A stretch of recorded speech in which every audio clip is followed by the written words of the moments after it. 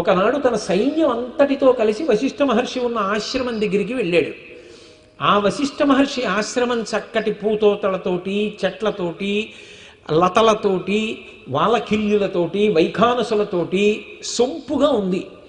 అసలు ఆ విశ్వామిత్రుడు వెళ్ళింది ఎందుకంటే వశిష్ఠుడికి పూజించి నమస్కరిద్దామని వెళ్ళాడు అంతే తప్ప పాపం ఆయన మనసులో ఏ విధమైనటువంటి అధర్మమునందు అనురక్తి లేదు.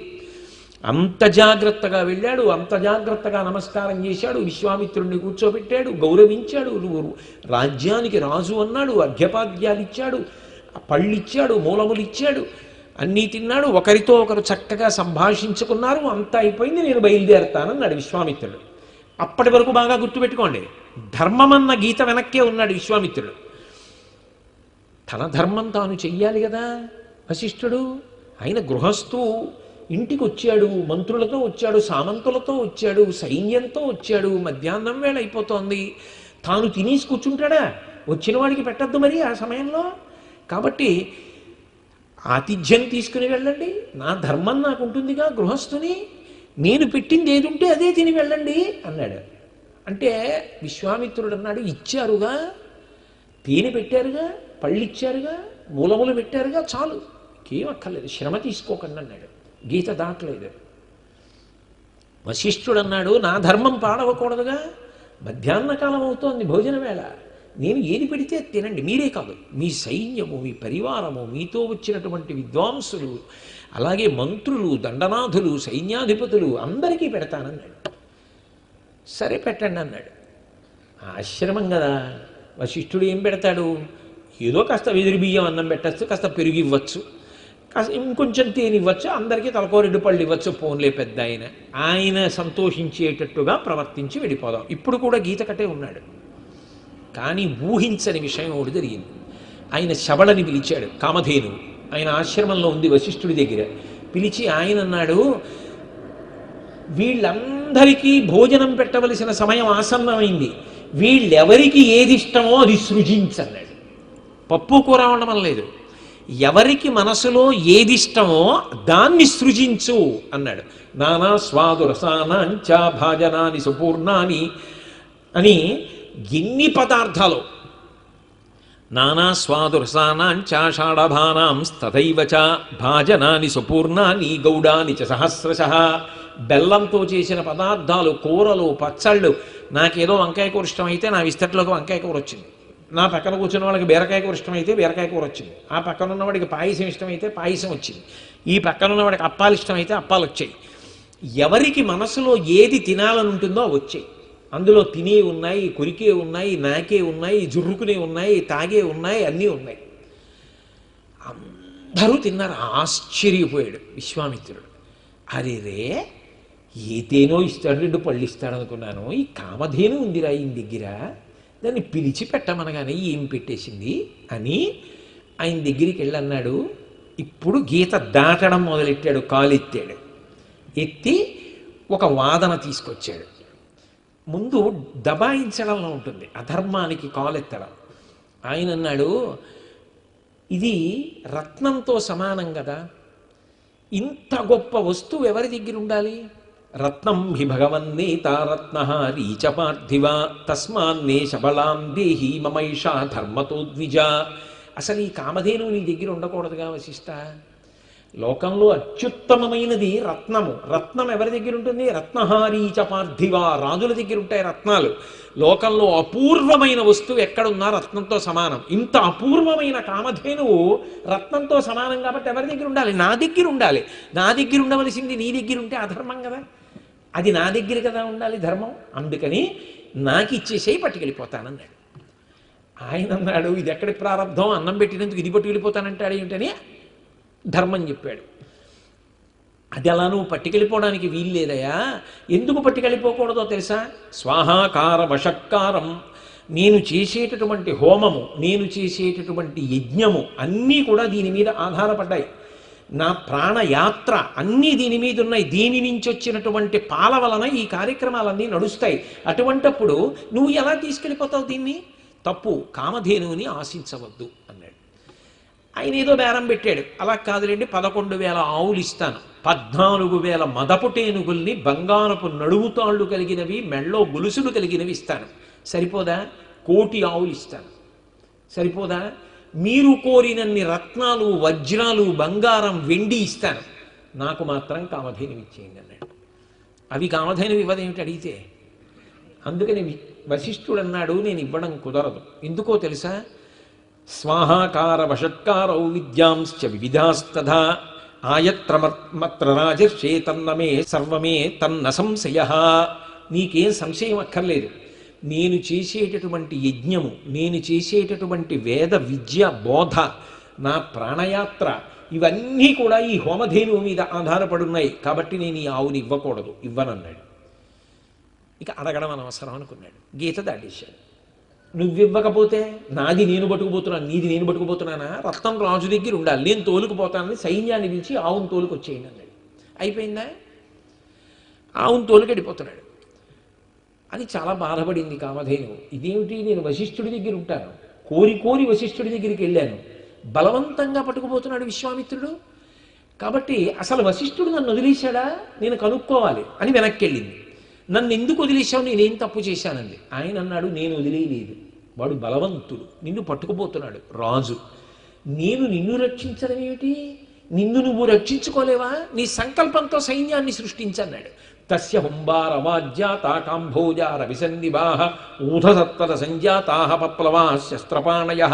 అదొకసారి గట్టిగా అంబా నరిచింది. అంతే.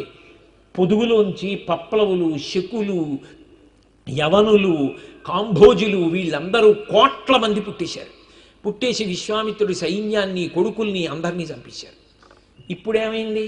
కామము తీరలేదు, క్రోధం వచ్చి, అమ్మమ్మమ్మ నేను కామధేనువుని పట్టుకెళ్ళలేదు సరిగదా, ఆ కామధేనువు సృష్టించిన సైన్యం నా సైన్యాన్ని చంపేసింది, భ్రష్టుణ్ణి చేసేసింది, ఎలాగైనా నేను వశిష్ఠుణ్ణి చంపి అవతల పారేయాల్సిందే అన్నాడు.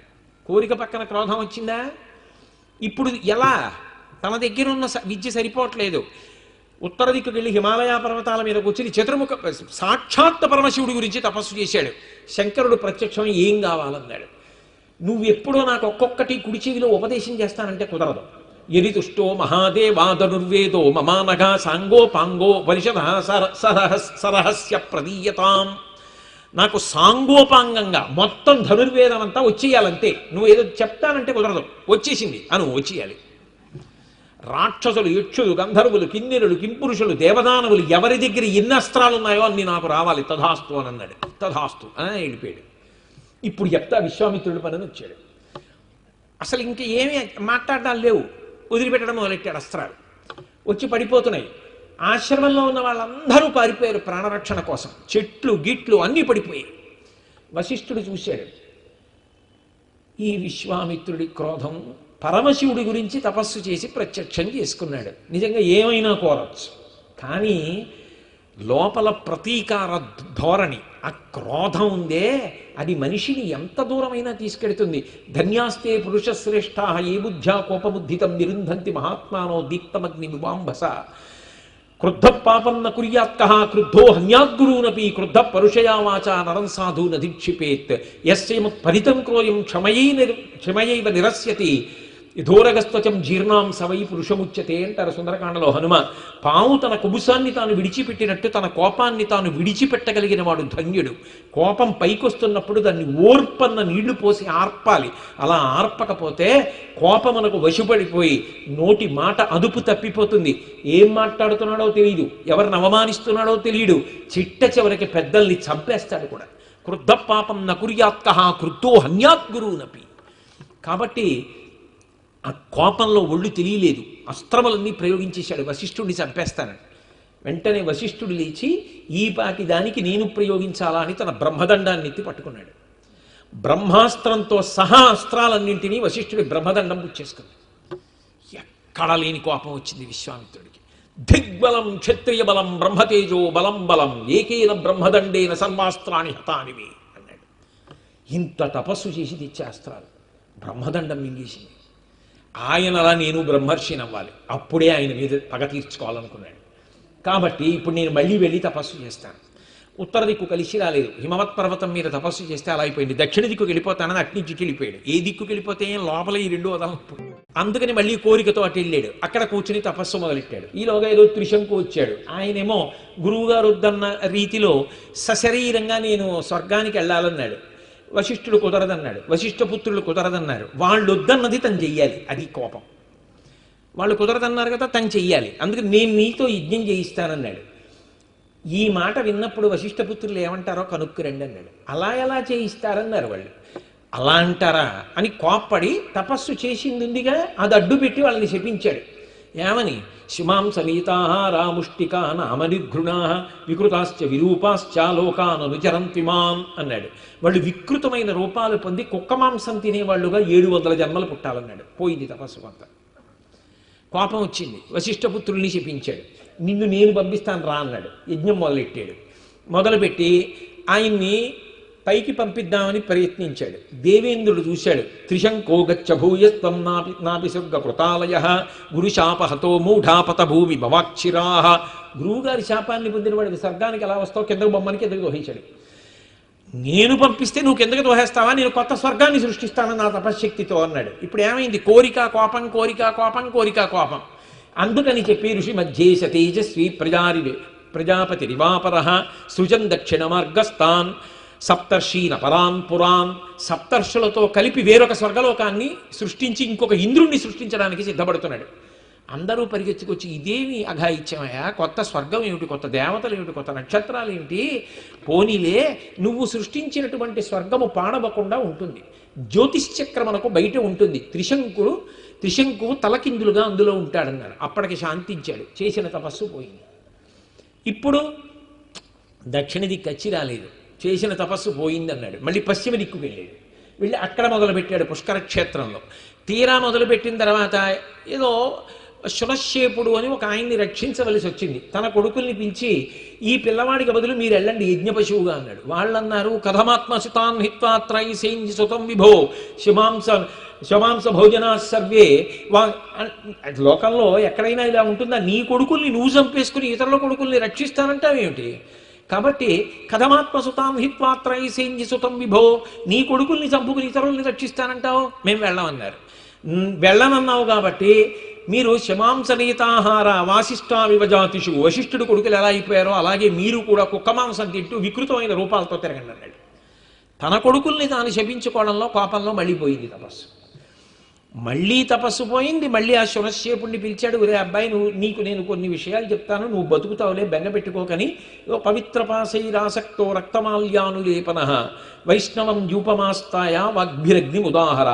నీకు కొన్ని మంత్రాలు చెప్తాను, యజ్ఞం జరుగుతున్నప్పుడు ఇవి చెప్పు, నిన్ను అగ్ని విష్ణువు కాపాడతారన్నాడు. మంత్రాలు చెప్పాడు. ఆ శునశ్శేపుడు రక్షింపబడ్డాడు. కానీ తపస్సు అంతా పోయింది.